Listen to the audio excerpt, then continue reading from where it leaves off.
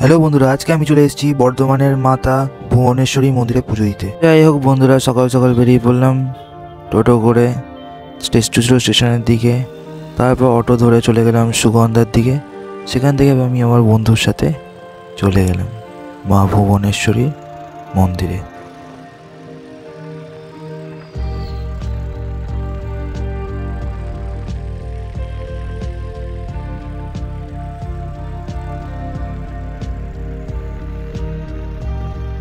তারপরে একটু মাঝখানে রাস্তায় দাঁড়ালাম টিফিন করার জন্য।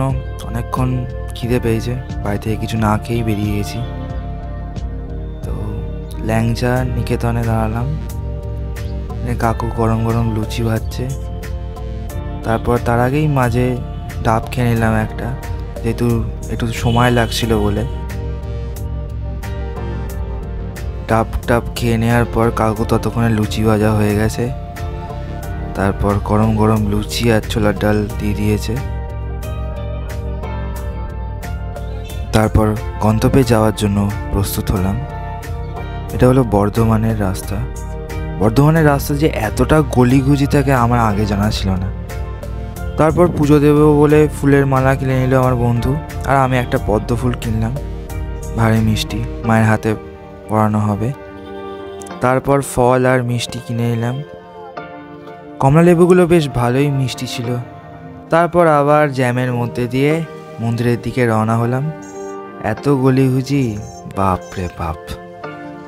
তারপর আমরা মন্দিরে পৌঁছে গেলাম। এটা হলো মন্দিরের ঢোকার পথ। এই মন্দিরটি প্রতিষ্ঠা করেছিলেন নারায়ণ কুমারী দেবী। এই মন্দিরটিকে প্রতিষ্ঠার সময় একটি 8 বছরের কুমারী মেয়েকে সমাধিষ্ঠ করে এই মন্দিরটি প্রতিষ্ঠা হয়। এই মন্দিরের বর্তমান আনুমানিক বয়স 150 থেকে 200 বছর। মা ভুবনেশ্বরীর ঠিক সামনের দিকেই বিরাজ করছেন বাবা ভোলেনাথ।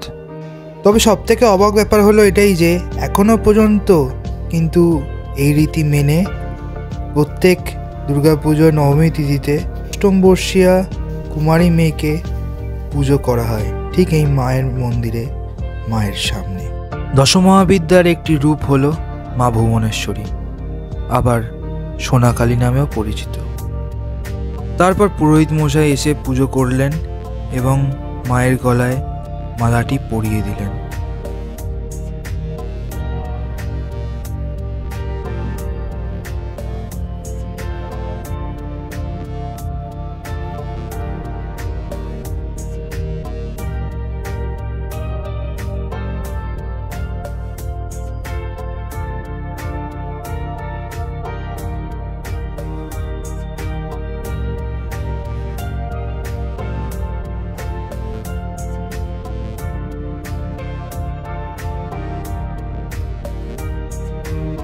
অবশেষে আমরা পুজো দিয়ে প্রণাম জানিয়ে মাকে বেরিয়ে পড়লাম ফেরার পথে।